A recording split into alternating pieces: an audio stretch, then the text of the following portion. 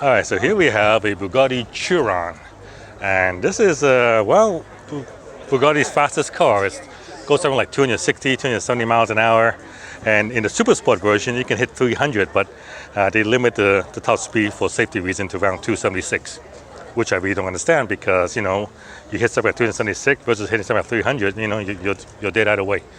But anyway, what can I tell you about the Chiron that you may not notice? This particular Chiron has a bunch of options, and they add up to hundreds of thousands of dollars. And I guess the most visible option I can show you is the sunroof right here. All right, so this is here is optional.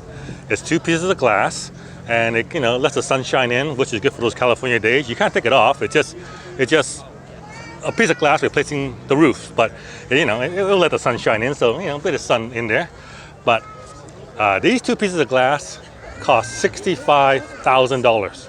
So yeah, that sunroof is a $65,000 option, and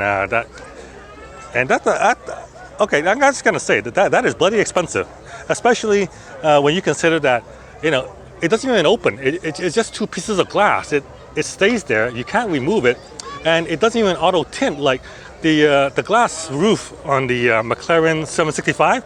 You could push a button and it will go opaque, and you can change the level of opacity that you want.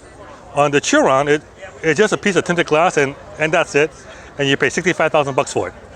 All right, so I guess if you can afford the $3.5 million this car costs, what's another $65,000?